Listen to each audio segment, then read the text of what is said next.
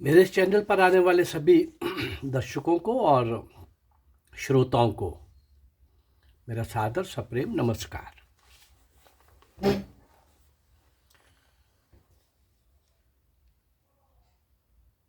वैसे तो इस 190 वर्ष के इतिहास में सहज उस श्रृंखला में जितने भी सिख क्रांतिकारी आए हैं, मैंने कुछ का नाम तो उसमें दिया ही है, लेकिन ये जो मैं नाम अब देने लगा हूं,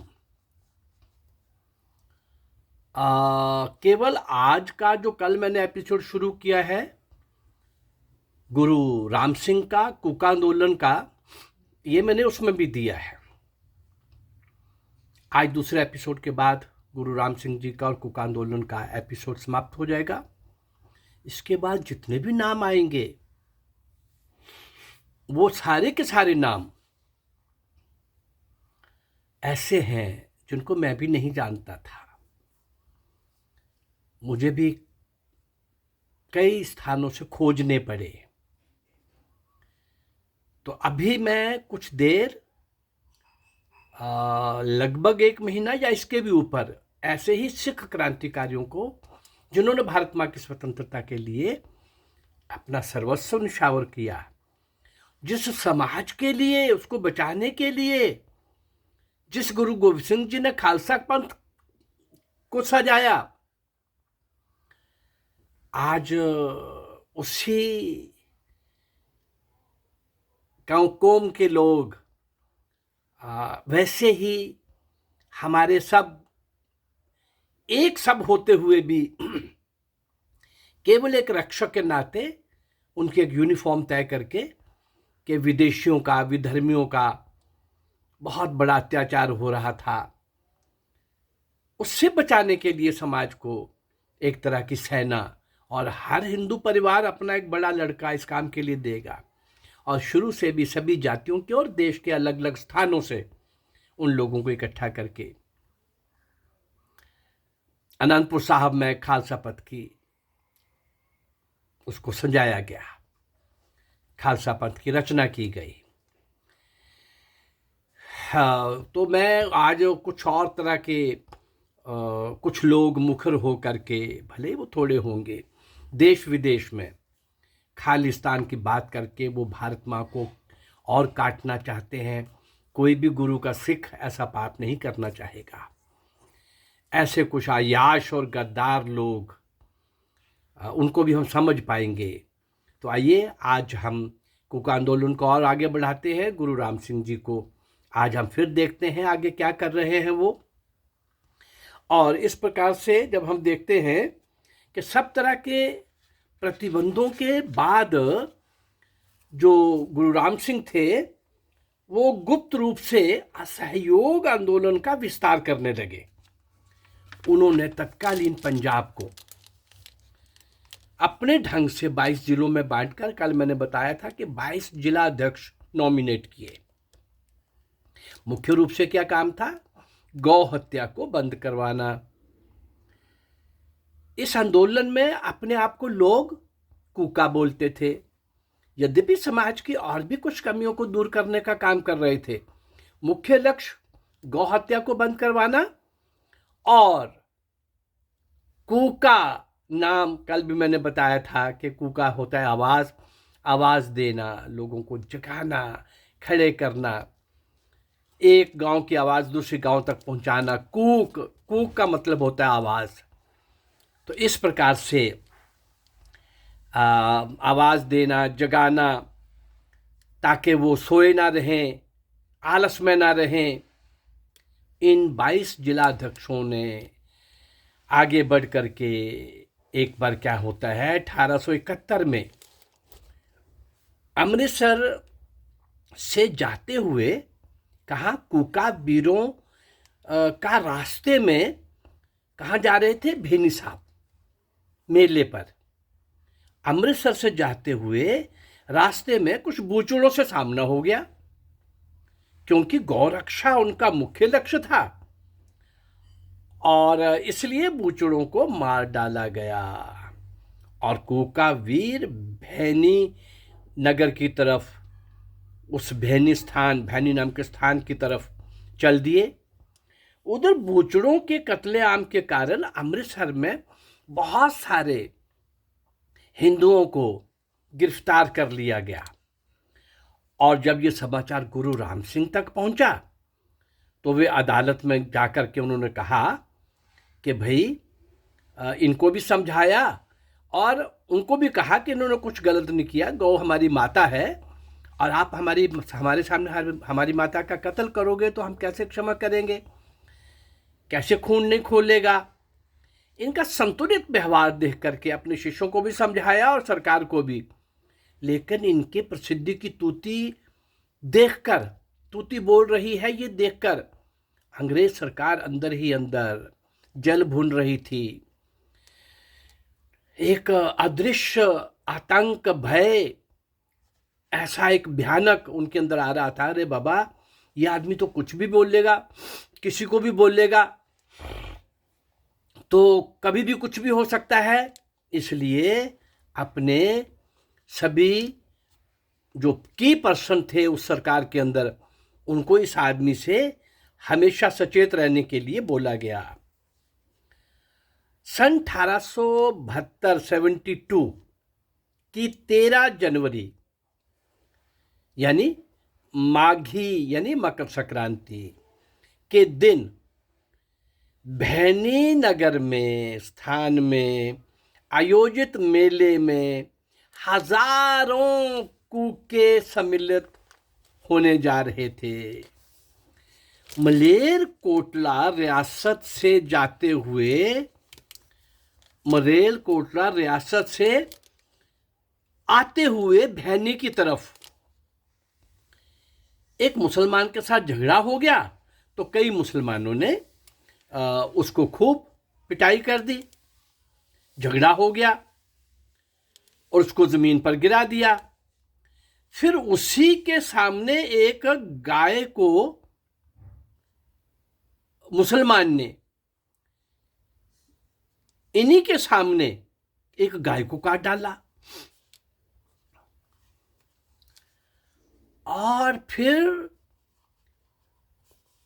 जब गाय को काट डाला तो अकेला कूका सिख चोट खाकर मायूस होकर जब भैनी नगर गुरु राम सिंह के दीवान में पहुंचा तो उसने सारी दास्तां भरे दीवान में, सभा में कह सुनाई।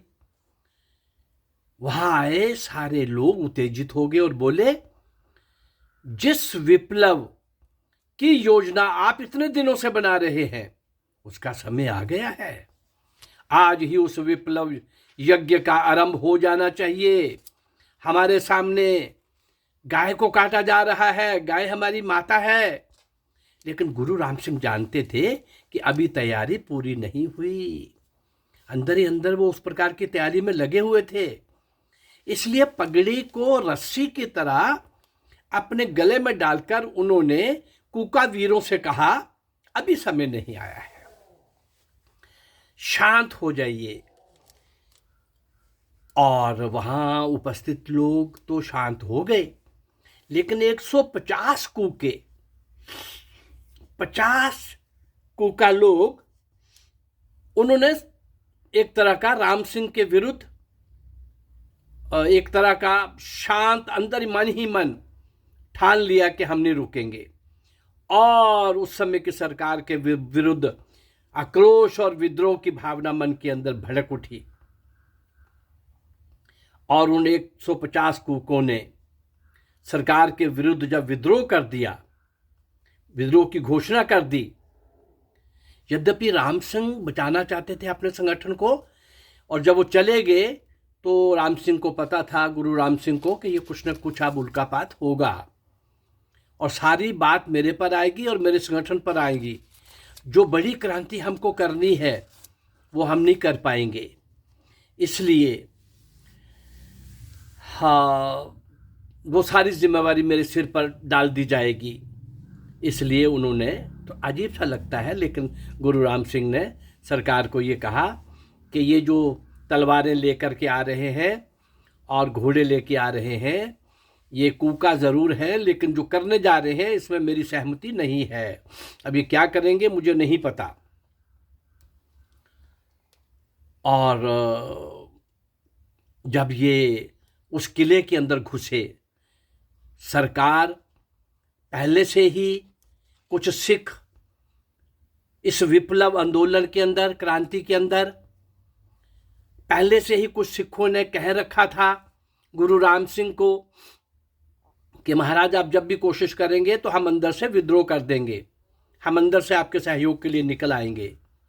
अब ये जो 150 कूका गए तो इनको वहाँ पर वो सिख इनका साथ नहीं दे पाए। पहले से ही पता लग जाने के कारण ब्रिटिश गवर्नमेंट ने अपने सैनिक तैनात कर दिए थे उन सिखों के पीछे। तो कारण उन्होंने, अंदर वाले सिखों ने बोला, ऐसा नहीं कि वो डर गए, उन्होंने कहा कि गुरु राम सिंह अगर साथ होते तो हम आपका साथ के लिए आ जाते बाहर किले से, लेकिन अभी हम ऐसा नहीं कर सकते। उन कूकों को मलेरकोटला शहर में लाकर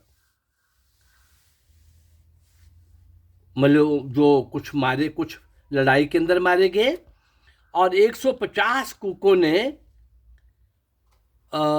जिस प्रकार से उस किले में जाकर के जो सफलता नहीं मिली थी, और जब किले में देखा सफलता नहीं मिल रही तो मलेरकोटला शहर पर आक्रमण कर दिया कूकों ने। और वे महल के अंदर खजाने की तरफ भी जा पहुंचे, लेकिन वहां पहले से ही सेना तैनात थी। खूब तलवारें चली, ये लोग लड़ते लड़ते पटियाला रियासत की सीमा पर स्थित एक गांव था रड़, उस गांव में पहुंच गए और अंत में समीप के जंगल में, समीप के पास के जंगल में बहुत बड़े संघर्ष के बाद, युद्ध के बाद बहुत सारे ये कूका क्रांतिकारी देश के काम आ गए। 68 जो बचे वो पकड़ लिए गए, जो 68 लोग बचे उनको पकड़ लिया गया। दूसरी सुबह उनमें से 50 कूकों को लुधियाना जिले के डिप्टी कमिश्नर मिस्टर कानन ने मलेरकोटला में तोप से उड़वा दिया। एक एक सामने आता और तोप के गोले से उड़ा दिया जाता। लक्ष्य क्या था? दहशत। लक्ष्य क्या था? दहशत, आतंक, भय कि इसके बाद कोई ऐसी हिम्मत ना कर पाए। एक व्यक्ति सामने आता, भारत माता का जयकारा बोलता, तोप का गोला उसके चिथड़े उड़ा देता। इस तरह जब 49 कूकों को तोप का निशाना बना दिया गया तो 50वां व्यक्ति एक 13 वर्षीय बालक था। उस पर श्रीमती कामन, मिस्टर कामन की वाइफ, उसको दया आ गई और वह कामन से बोली, इस बच्चे को क्षमा कर दो, इस बच्चे को क्षमा कर दो। बाकी 68 में से 50 और 49 तो वो चले गए, 18 बच गए। 18 को दूसरे दिन मलौद किले में फांसी पर लटका दिया गया। और ये जो बच्चे को बचाने की बात आई थी, उसी दिन 49 जब जा चुके थे, मिसेस कामन ने जाकर के बोला, मिसेस कामन ने जाकर के बोला कि उसको बोलो इसको माफ कर दो। और एक ऑफिसर ने, अंग्रेज ऑफिसर ने उसके कान में जाकर के बोला, कुछ भद्दी गालियां भी दी गुरु राम सिंह को, और बोला कि तुम्हें इतना ही कहना है कि तुम गुरु राम सिंह के साथ नहीं हो, हम तुम्हारी जान बख्श देंगे। उसको अपनी जान की तो परवाह नहीं थी, लेकिन गुरु राम सिंह के विरुद्ध बोले हुए अपवचन जो थे, गंदे शब्द जो थे, गालियां जो थी, उसको वो सहन नहीं कर सका। उसने जोर से उस ऑफिसर की दाढ़ी को जकड़ लिया, पकड़ लिया।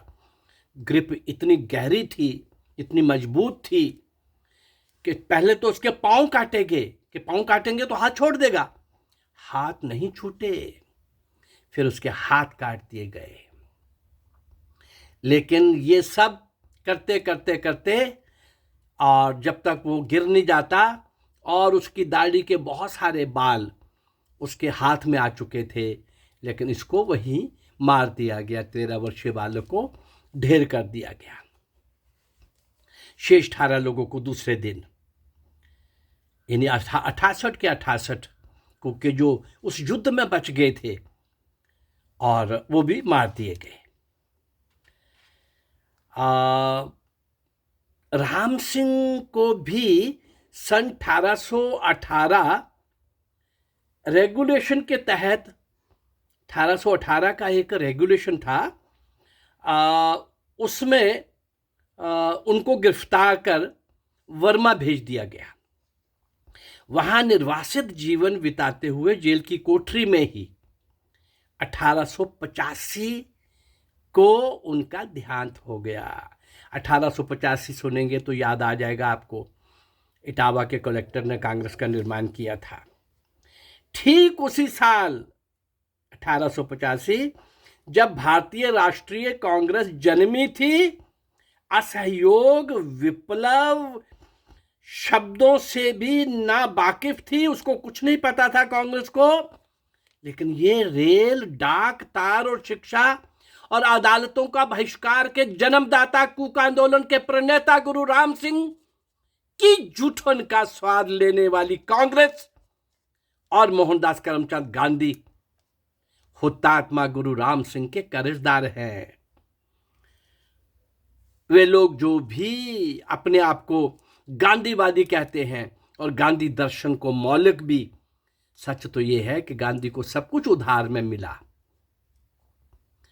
जो भी उसने पाया वो सब उधार का था। यह अलग कहानी है कि गांधी का हर एक्शन अंग्रेजों को सूट करता था, और गांधी एक लंबी योजना का अंग्रेजों का हथियार था।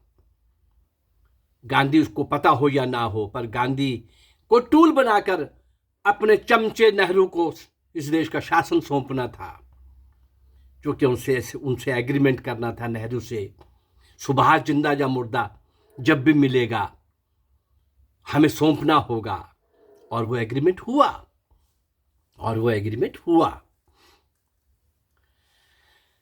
गुरु राम सिंह, कूक आंदोलन और बहिष्कार, असहयोग आंदोलन, ये सब 1885 से बहुत पहले गुरु राम सिंह आरंभ कर चुके थे।